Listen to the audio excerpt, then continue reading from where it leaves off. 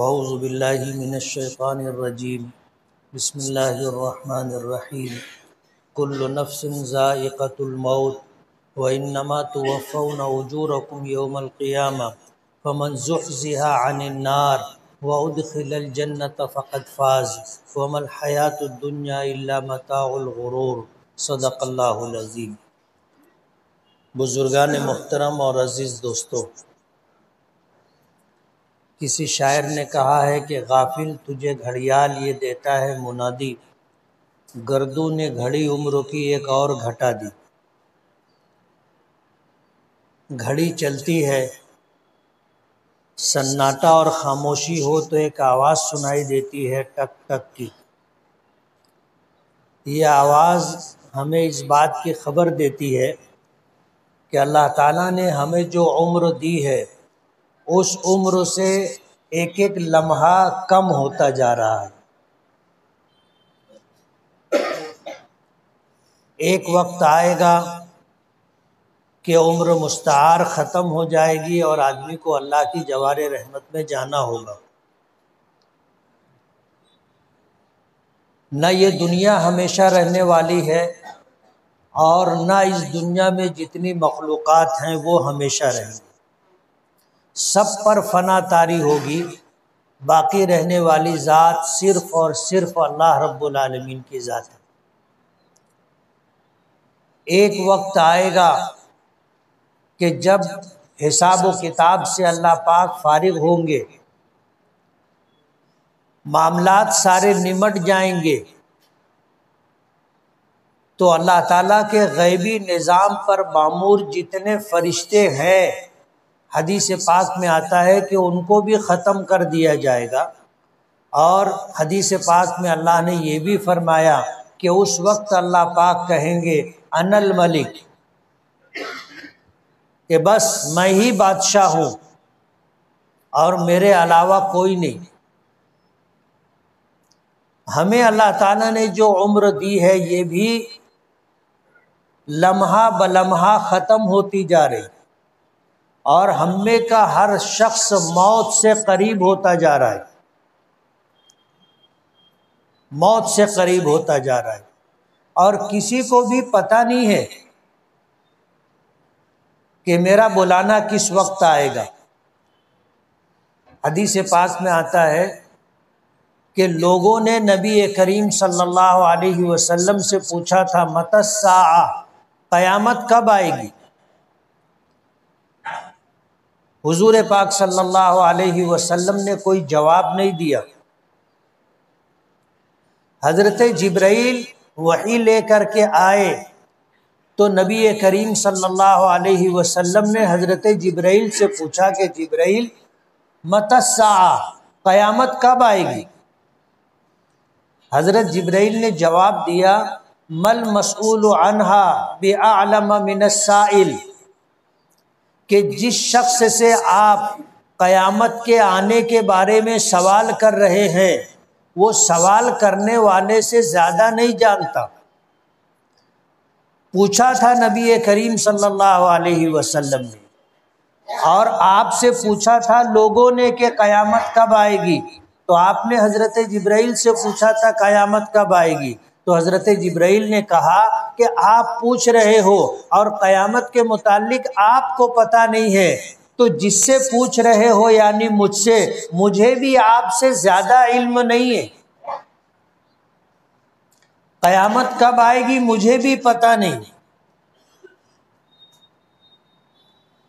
اس کا علم تو صرف اللہ کے پاس ہے۔ اور ایک موقع پر نبی کریم صلی اللہ علیہ وسلم نے حضرت جبرائیل سے یہی سوال دوبارہ کیا تو حضرت جبرائیل نے ایسے اشارہ کیا۔ حضور پاک صلی اللہ علیہ وسلم نے سمجھ لیا کہ قرآن کریم کی آیت ہے ان اللہ عندہ علم الساعہ وینزل الغیث ویعلم ما فی الارحام وما تدری نفس ماذا تکسب غدا وما تدری نفس بأی ارض تموت ان اللہ علیم خبیر، کہ 5 چیزیں ایسی ہیں جس کا علم صرف اللہ کے پاس ہے۔ ان اللہ عندہ علم الساعہ، بے شک قیامت کا علم صرف اللہ کے پاس ہے۔ وَيُنَزِّلُ الْغَيْثَ، اور بارش کا برسنا اللہ کے علم میں، اللہ جانتا ہے بارش ہوگی نہیں ہوگی، کم ہوگی زیادہ ہوگی، کہاں ہوگی کہاں نہیں ہوگی، ایک ایک قطرے کا علم اور حساب اللہ کے پاس ہے۔ وَيَعْلَمُ مَا فِي الْأَرْحَامِ، اور ماں کے پیٹ میں کیا ہے، کچھ ہے نہیں ہے، اور پھر ہے تو لڑکا ہے کہ لڑکی ہے، کالا ہے کہ گورا ہے، اندھا ہے کہ آنکھوں والا ہے، بہرا ہے کہ سننے والا ہے، گونگا ہے کہ بولنے والا ہے، خوبصورت ہے کہ قبول صورت ہے، اللہ ہی کے پاس اس کا علم۔ لڑکا ہے کہ لڑکی ہے، اللہ ہی کے پاس اس کا علم۔ وَمَا تَدْرِي نَفْسٌ مَاذَا تَكْسِبُ غَدًا، اور کوئی نہیں جانتا کہ کل کیا ہوگا، اس کا علم بھی اللہ ہی کے پاس ہے۔ کل تو بہت دور کی بات ہے، ایک لمحے کے بعد کیا ہوگا ہم میں سے کسی کو پتہ نہیں۔ وَمَا تَدْرِي نَفْسٌ بِأَيِّ أَرْضٍ تَمُوتُ، اور کوئی نہیں جانتا کہ کہاں اس کی روح قبض کی جائے گی، اس کی موت کہاں آئے گی، کن حالات میں آئے گی، کب آئے گی، کسی کو پتہ نہیں۔ یہ 5 چیزیں ہیں، قیامت کا آنا، بارش کا نازل ہونا، ماں کے پیٹ میں کیا ہے اس سے باخبر ہونا، کل کیا ہوگا اس سے واقف ہونا، اور کہاں پر مرے گا اس جگہ کا علم ہونا۔ یہ 5 علم اللہ ہی کے پاس ہے، اللہ نے یہ علم کسی کو نہیں دیا۔ لیکن یہ بات طے ہے کہ قیامت آئے گی، یہ طے ہے۔ اللہ پاک کا ارشاد ہے کل من علیہا فان ویبقى وجہ ربک ذو الجلال والاکرام، قیامت تو آئے گی۔ نبی کریم صلی اللہ علیہ وسلم سے پوچھا گیا تھا قیامت کب آئے گی، تو آپ نے یہ نہیں بتایا کہ قیامت کب آئے گی، لیکن یہ بتایا کہ کیسے حالات آئیں گے کہ اس کے بعد قیامت آئے گی، جسے علامات قیامت کہتے ہیں۔ قیامت آنے کی علامتیں، وہ حالات نبی کریم صلی اللہ علیہ وسلم نے بتائے، علامات قیامت۔ آج دسمبر کا مہینہ ہے، غالباً 28 تاریخ ہے، 27 تاریخ ہے، عیسائی سال ختم ہو رہا ہے۔ 1 جنوری سے عیسائی نیا سال شروع ہوگا، اور عیسائی لوگ اس دن کو خوشیاں مناتے، ناچ گانا، شراب و کباب، آوارگی، فحاشی، یہ سب کچھ کرتے ہیں وہ، اور یہ ان کی تہذیب اور کلچر کا ایک حصہ ہے۔ ان کے یہاں شراب پینا کوئی معیوب بات نہیں ہے، ان کے یہاں ناچنا کوئی معیوب بات نہیں ہے۔ جو جتنا اچھا ناچے گا، جتنا اچھا گائے گا، ان کے یہاں اس کو اتنی عزت ملتی ہے۔ بے حیائی، کم سے کم کپڑے پہننا ان کی تہذیب کا ایک حصہ ہے، کہ مرد زیادہ سے زیادہ کپڑا پہنتا ہے، عورتیں کم سے کم کپڑا پہنتی، یہ ان کی تہذیب اور کلچر کا ایک حصہ ہے۔ اور عیسائیوں کی طرح نیا سال آتا ہے تو ہمارے مسلم نوجوان بھی رات 12 بجتے ہی پٹاخے بازی شروع کر دیتے۔ چند دنوں میں آپ سنو گے آواز ادھر ادھر سے پٹاخے بازی کی آئے گی۔ مالیگاؤں سے بہت سارے لوگ نیو ایئر پروگرام کے لیے مالیگاؤں سے بمبئی اور پونا بھی جاتے، اور عیسائیوں کے جو پروگرام ہوتے ہیں ان پروگراموں میں شریک ہوتے۔ زناکاری ہے، عیاشی ہے، فحاشی ہے۔ عیسائیوں کے یہاں 1 دسمبر ختم ہوتے ہی رات 12 بجے 1 جنوری کا آغاز ہوتا ہے، یہ سب کچھ شروع ہو جاتا ہے۔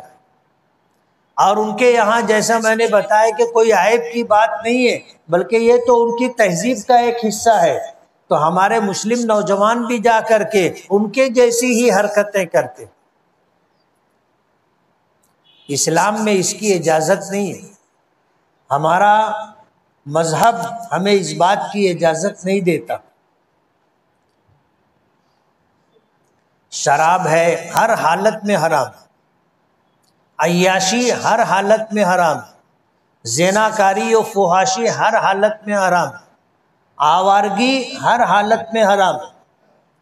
خوشی کا موقع ہو، غمی کا موقع ہو، ہمیں احکامات دیے گئے کہ خوشی کے موقع پر ہم خوشی منائیں، لیکن اس کی ایک حد ہے۔ خوشی کا یہ مطلب نہیں ہے کہ آدمی کپڑے سے بے پرواہ ہو جائے۔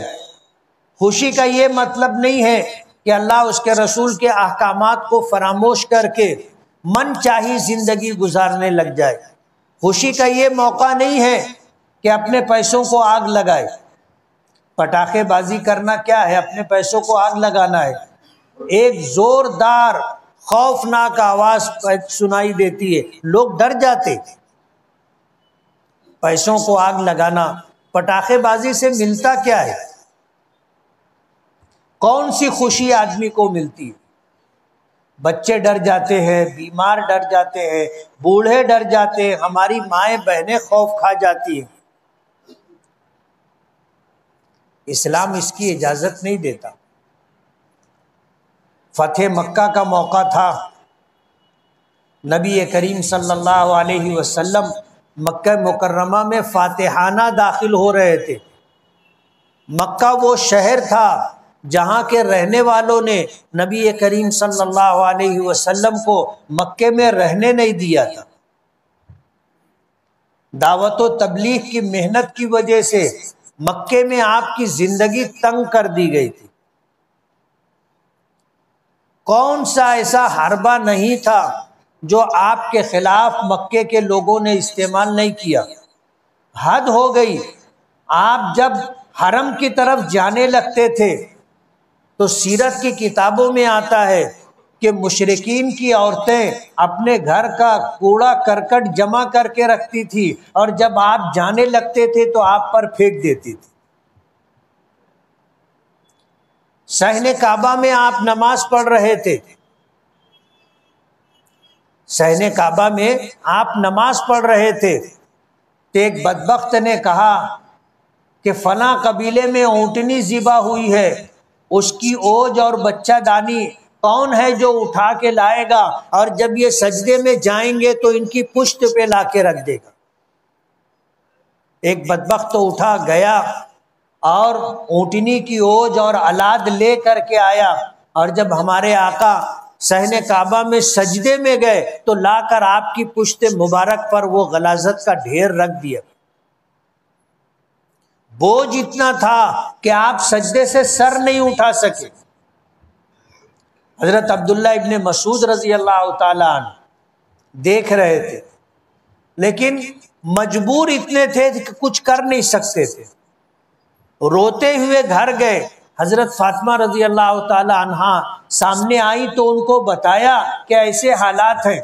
حضرت فاطمہ روتے ہوئے آئیں اور آ کر آپ کی پشت مبارک سے غلاظت کے اس ڈھیر کو ایسے دھکا دے کر کے نیچے گرایا۔ مکے کے لوگوں نے یہاں تک کیا، حد کر دی کہ آپ کو قتل کرنے کی سازش کی گئی۔ دار الندوہ میں جمع ہو کر کے تمام قبیلے کے سرداروں کو بلایا اور مشورہ کیا کہ کیا کرنا چاہیے۔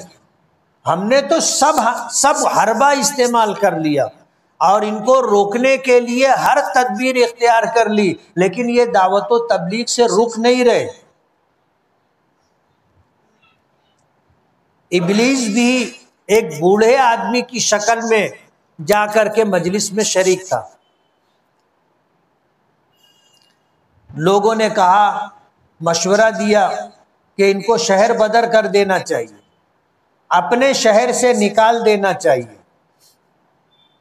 یہاں سے تو یہ بات ختم ہو جائے گی۔ لوگ اس بات کی تائید کرنے لگے تو ابلیس نے اعتراض کیا، کہا کہ اس رائے سے مجھے اتفاق نہیں ہے، یہ جہاں جائیں گے یہی کام کریں گے، اور ایک وقت آئے گا کہ جب ان کو طاقت مل جائے گی تو یہ واپس پھر مکہ آئیں گے، اور ہم سے زیادہ طاقتور ہو جائیں گے تو ہم کچھ نہیں کر سکیں گے، اس لیے مجھے اس رائے سے اتفاق نہیں۔ کسی نے کہا کہ ان کو ہمیشہ کے لیے قید کر دیا جائے۔ لوگوں نے کہا کہ ہاں یہ بات سمجھ میں آتی ہے۔ ابلیس نے اعتراض کیا کہ مجھے یہ رائے پسند نہیں ہے، تم کیا سمجھتے ہو ان کے قبیلے، ان کے خاندان کے لوگ خاموش بیٹھیں گے؟ اور تم ایک شخص کو صرف اس وجہ سے کہ وہ اپنی بات لوگوں کے سامنے رکھتا ہے ہمیشہ کے لیے اس کو قید رکھ سکو گے؟ وہ لوگ آئیں گے اور دروازہ توڑ کر نکال کے لے کے چلے جائیں گے۔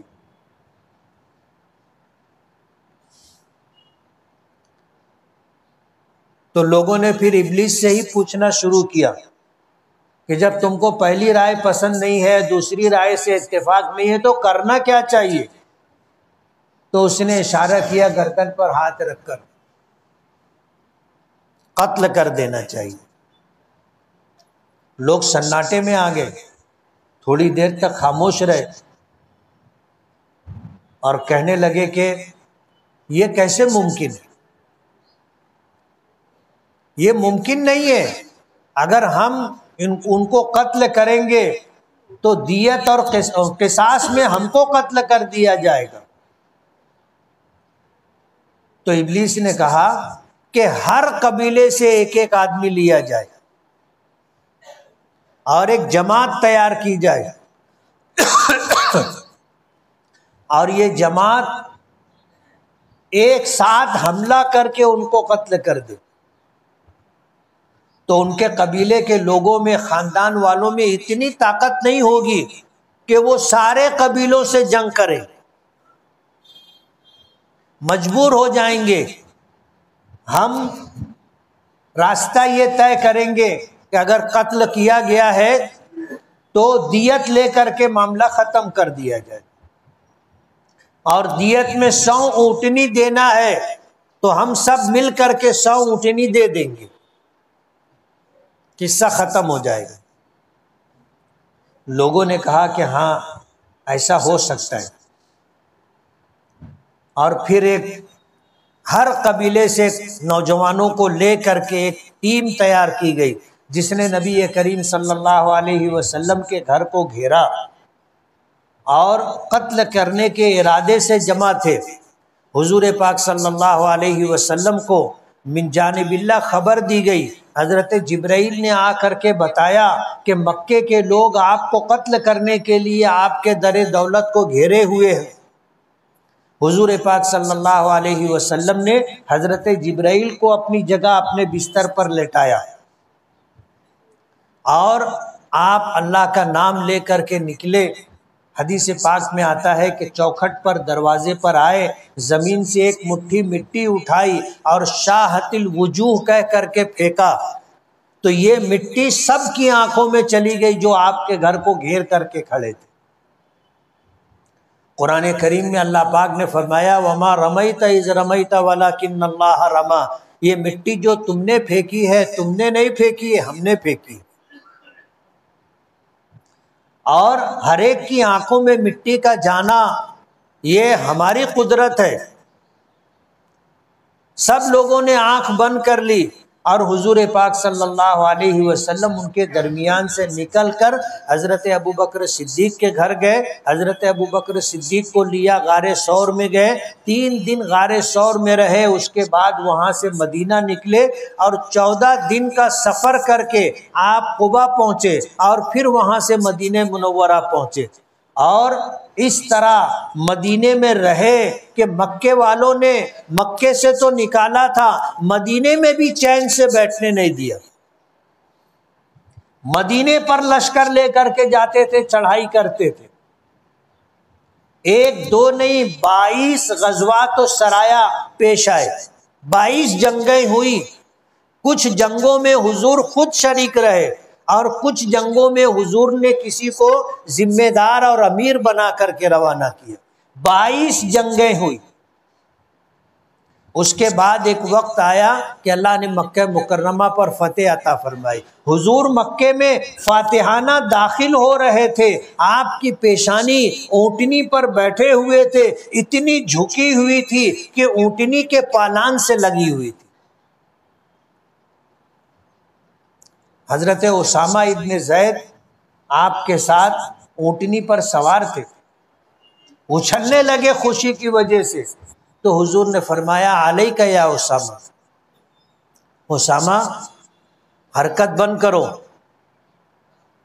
میری شریعت میں خوشی کے موقع پہ ناچنا جائز نہیں ہے, حرام ہے. غمی کے موقع پر رونا, چلا کر کے رونا, نوحہ اور ماتم کرنا حرام ہے. ہمارے لیے خوشی کی بھی ایک حد ہے اور غم منانے کی بھی ایک حد ہے. ہم خوشی میں بھی آپے سے باہر نہیں ہو سکتے, اور غم کا غم پیش آیا تو ہم یہ نہیں کر سکتے کہ اپنے کپڑے پھاڑے, مٹی اٹھا کر سر پر ڈالے, سینہ کوٹے, چہرہ پیٹے. اس کی ہمیں اجازت نہیں. رونا فطری بات ہے, رونا فطری بات ہے, لیکن چلا کر کے رونا, بول بول کر کے رونا, اس کی اسلام اجازت نہیں دیتا.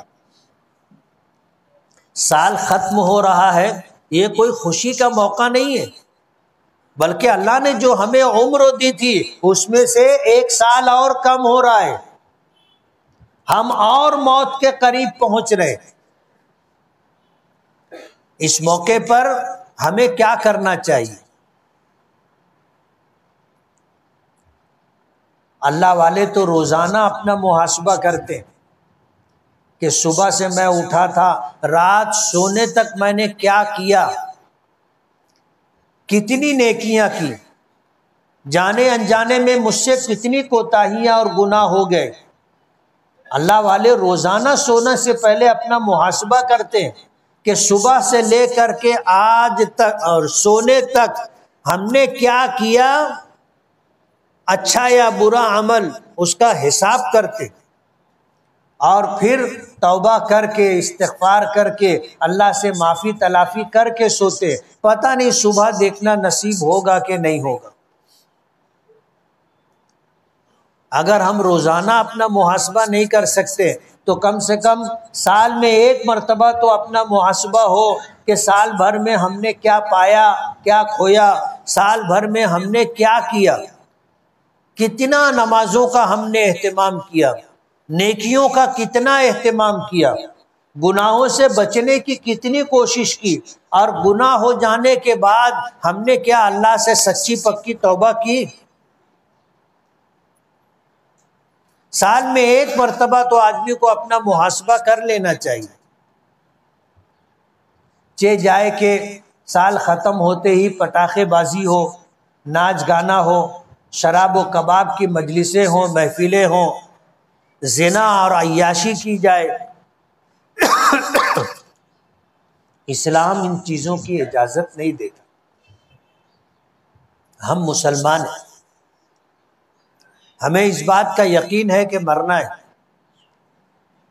اور مرنے کے ساتھ قبر میں جانا ہے, وہاں کے حالات کا سامنا کرنا ہے. ہمارا ایمان ہے کہ قبر کا عذاب برحق ہے, اس سے بچنے کی تدبیریں ہم کو اختیار کرنا ہے. ہمیں اس بات کا یقین ہے, اس پر ہمارا ایمان ہے کہ پھر ہمیں زندہ کیا جائے گا، اللہ کی بارگاہ میں پیشی ہوگی، اور جب اللہ کی بارگاہ میں پیشی ہوگی تو اپنے زندگی بھر کے اعمال کا حساب و کتاب دینا ہے، زندگی بھر کے اعمال کا، کہ ہم نے کتنی نیکیاں کی، ہم نے کتنے گناہ کیے۔ یہ تو اللہ کا بے پناہ کرم اور احسان ہے کہ اللہ تعالیٰ نے ضابطہ یہ نہیں بنایا کہ 100% نیکیاں لے کر کے آؤ گے تو جنت میں جاؤ گے۔ اللہ نے یہ ضابطہ نہیں بنایا، اللہ نے ضابطہ یہ بنایا کہ اگر 51% نیکی بھی لے کر کے آؤ گے تو انشاءاللہ جنت میں جاؤ گے۔ ایمان شرط ہے۔ آتا ہے نا حدیث پاک میں کہ نیکی اور بدی تولی جائے گی۔ جب بندہ اللہ کی بارگاہ میں پیش ہوگا تو اس کے نامے اعمال لائے جائیں گے، اس کی نیکیاں، اس کے گناہ لائے جائیں گے، اور ترازو ہوگا، ایک پلڑے میں اس کی نیکیاں، دوسرے پلڑے میں اس کے گناہ رکھ دیے جائیں گے، اور اللہ اپنی دست قدرت سے اٹھائے گا تو ترازو میں جو پلڑا جھکے گا اس کے لیے ویسا فیصلہ ہوگا۔ یہ تو اللہ کا کرم ہے کہ اللہ نے ہم کو 100% نیکیاں لے کر کے آؤ گے تو جنت میں جاؤ گے، یہ ضابطہ نہیں دیا۔ اگر یہ ضابطہ دے دیا گیا ہوتا تو شاید ہم میں سے کوئی بھی جنت میں نہیں جا سکتا۔ اسی لیے کہ نبی کریم صلی اللہ علیہ وسلم نے فرمایا کلکم خطاؤن، تم سب خطاوار ہو، تم سب خطاوار ہو۔ انسانوں سے گناہوں کا صادر ہو جانا یہ اس کی زندگی کا ایک حصہ ہے۔ نفس اور شیطان برائیوں کی طرف لے جانے کے لیے لگے ہوئے ہیں۔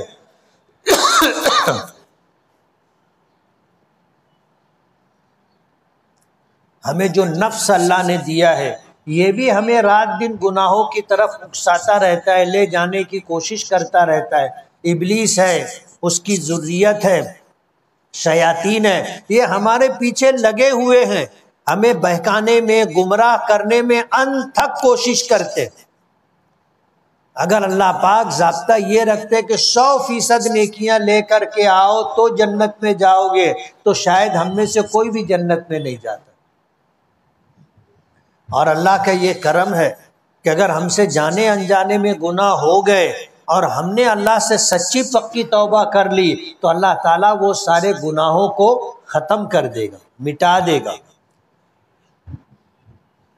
اور جتنے گواہ ہوں گے سب کو بھلا دے گا۔ نام اعمال میں فرشتوں نے جو گناہ لکھ لیے ہیں اسے مٹا دے گا، سچی پکی توبہ کر لینے۔ یہ اللہ تعالیٰ کا کرم ہے۔ اللہ نے جنت بنائی تو اس کو بھرنے کا وعدہ کیا ہے۔ اگر اللہ تعالیٰ ضابطہ یہ رکھ دیتے کہ 100% نیکیاں کرنا ہوگا، اللہ اگر ضابطہ یہ بنا دیتے کہ گناہ کر لیے تو معافی نہیں ہے، تو جنت میں جانا بہت مشکل ہو جاتا۔ اللہ پاک نے ہمیں ایمان دیا ہے، یہ اس کا کرم ہے۔ اللہ چاہتا ہے کہ ہم جنت میں جائیں، اور ہمیں قرآن کریم اور حضور پاک صلی اللہ علیہ وسلم کے ذریعے جنت کے متعلق ہمیں کچھ تفصیلات عطا کی تاکہ ہمیں جنت میں جانے کا شوق اور رغبت ہو۔ یہ اللہ کا کرم ہے کہ اللہ نے یہ ساری چیزیں، ایسا ماحول ہمیں عطا کیا شریعت کا جس کو دیکھ سمجھ کر کے آدمی اپنی آخرت بنانے کی فکر کرے۔ تو یہ سال گزر رہا ہے، ہماری زندگی کا ایک سال اور کم ہو گیا۔ ہمیں محاسبہ کرنا ہے کہ یہ سال ہمارا کیسا گزرا، ہم نے کتنے گناہ کیے اور کتنی معافی مانگی، ہم نے کتنی نیکیاں کی اور ان نیکیوں کو باقی رکھنے کے لیے ہم نے کیا کوشش کی۔ ہمیں اپنا محاسبہ کرنا ہے۔ اللہ والے تو روزانہ اپنے 24 گھنٹے کا محاسبہ کرتے، کم سے کم ہم سال میں ایک مرتبہ تو اپنا محاسبہ کریں اور یہ دیکھیں کہ سال میں ہم نے کیا کیا، کیا پایا، کیا کھویا، اس بات کی کوشش کریں۔ اللہ تعالی ہمیں شریعت پر عمل کرنے والا بنائے، اللہ اس کے رسول کے احکامات کی تابع داری نصیب فرمائے، اللہ تعالیٰ گناہوں سے بچنے پر ہماری مدد فرمائے، اور جانے انجانے میں گناہ ہو جائے تو اللہ ہمیں سچی پکی توبہ کی توفیق عطا فرمائے۔ اس ہفتہ جامعۃ الصالحات کا چندہ ہے، لڑکیوں کی دینی مکمل تعلیم کی پہلی دینی درسگاہ جو ہمارے بزرگوں نے قائم کی تھی، حضرت مولانا محمد عثمان صاحب، حضرت مولانا محمد الیاس صاحب، حضرت مولانا عبدالحق صاحب، حضرت مولانا عبد القادر صاحب، اللہ ان کی قبروں کو نور سے بھر دے۔ جامعۃ الصالحات قائم کیا الحمدللہ، اور مہاراشٹر ہی نہیں، ہندوستان ہی نہیں، دنیا بھر سے ہماری بچیاں پڑھنے کے لیے آتی، اور 6000 سے زائد عالمات اور حافظات اس ادارے سے فارغ ہو کر کے نکلی، اور اپنے اپنے علاقوں میں الحمدللہ مدارس قائم کر کے لڑکیوں کی دینی تعلیم کا نظم کر رہی ہے۔ یہ وہ صدقہ جاریہ ہے جو ان ہمارے بزرگ اور اکابرین علماء کرام کا حصہ ہے، اور اللہ کا بہت بڑا کرم ہے۔ ہمارا شہر اگر دیکھو گے تو ایک حد تک خود کفیل ہے۔ ہمارے یہاں مدرسے کے ذمہ داروں کو بیرون شہر چندے کے لیے بہت کم جانا پڑتا ہے۔ مالیگاؤں کے لوگ اپنے شہر کے مدارس کی دینی ضرورت پوری کرتے ہیں، اپنی جائز اور حلال کمائی کا ایک بڑا حصہ الحمدللہ مسجدوں کی تعمیر میں، مدرسوں کی تعمیر میں، مدرسوں میں دینی تعلیم حاصل کرنے والے بچوں کے قیام پر، طعام پر، دیگر ضروریات پر خرچ کرتے، اور یہ خرچ کرتے ہیں اللہ ان کو دیتا ہے۔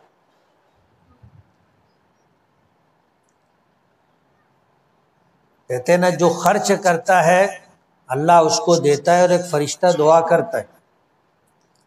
بخاری شریف میں حضور پاک صلی اللہ علیہ وسلم نے اس بات کی ہمیں خبر دی کہ صبح ہوتی ہے تو ایک فرشتہ اعلان کرتا ہے کہ اللہ جو خرچ کر رہا ہے اس کو بدل عطا فرما، اور جو روک روک کر کے رکھتا ہے اس کو ہلاک اور تباہ کر دے۔ دعا بھی دیتا ہے، بد دعا بھی دیتا ہے۔ تو اپنے سے جو بن سکے ہم ادارے کے تعاون میں ضرور حصہ لیتے رہے۔ جامعۃ الصالحات کی طرف سے کچھ احباب آئے ہیں جو دروازوں پر نماز کے بعد آپ کے تعاون کے منتظر ہوں گے، آپ ان کا تعاون کریں۔